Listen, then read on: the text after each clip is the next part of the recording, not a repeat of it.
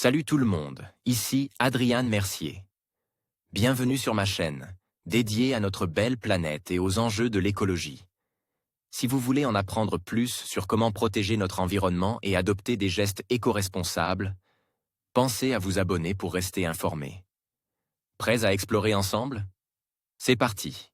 Bonjour à tous. Aujourd'hui, je vais aborder un sujet qui nous concerne tous. Le monde laisse tomber les forêts. Dans cette vidéo, je vais vous parler d'un rapport alarmant qui met en lumière les promesses non tenues par les États en matière de protection des forêts d'ici 2030. Nous allons explorer les conséquences de ces manquements et discuter des actions nécessaires pour préserver notre planète. Restez avec moi pour découvrir comment nous pouvons tous contribuer à un avenir plus durable. Va-t-on dans la bonne direction pour stopper la déforestation? Malgré les progrès encourageants et les engagements des États, le monde n'en prend malheureusement pas la direction. C'est le constat d'un rapport d'un groupe d'ONG et de chercheurs qui doutent que les objectifs forestiers de 2030, dont la restauration des 350 millions d'hectares de terres dégradées, puissent être atteints. Le monde est en train d'échouer à tenir sa promesse de mettre fin à la déforestation et d'inverser son cours d'ici 2030. La perte mondiale de surface forestière s'étant accrue l'année dernière, a averti mardi un groupe d'ONG et de chercheurs. En 2021, les dirigeants de plus de 100 pays et territoires, représentant la grande majorité des forêts du monde, se sont engagés à juguler et à contrer la disparition des forêts d'ici à 2030. Mais une évaluation annuelle publiée mardi a révélé que la déforestation mondiale s'est accrue de 4% l'année dernière et que le monde n'est toujours pas sur la bonne voie pour respecter l'engagement de 2030. L'objectif de 2030 n'est pas seulement là pour faire joli, il est essentiel pour maintenir un climat vivable pour l'humanité. Souligne Erin Matson, l'une des principales autrices de ce rapport intitulé « Évaluation de la déclaration sur les forêts ». Les forêts ne constituent pas seulement des habitats essentiels à la vie animale, elles sont aussi d'importants régulateurs du climat mondial et des puits de carbone qui absorbent les émissions provenant des activités humaines. 6,6 milliards de forêts perdues. L'année dernière, la déforestation a été supérieure de plus de 20% à ce qu'elle aurait dû être pour respecter l'engagement des dirigeants. Quelques 6,6 millions d'hectares de forêts ont été perdus, dont une grande partie de forêts primaires dans les régions tropicales. L'évaluation, supervisée par plus d'une vingtaine d'organisations environnementales et d'organismes de recherche, mais également en garde contre le fait que la dégradation des forêts reste un problème majeur. La déforestation mondiale s'est accrue de 4% l'année dernière, et le monde n'est toujours pas sur la bonne voie pour respecter l'engagement de 2030. Florence Guanard, AFP. Le terme de dégradation fait référence à un large éventail de dommages, y compris les incendies de forêt et la perte de biodiversité, qui affecte l'état général d'une forêt. Les données d'une année sur l'autre ont tendance à changer. Une année n'est donc pas la solution idéale, estime Madame Matson.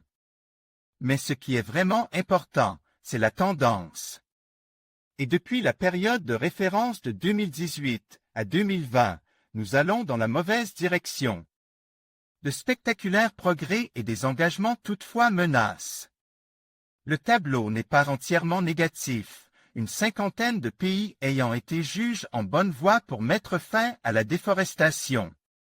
Le Brésil, l'Indonésie et la Malaisie ont notamment enregistré des réductions spectaculaires de la disparition des forêts. Ces progrès sont toutefois menaces, prévient le rapport.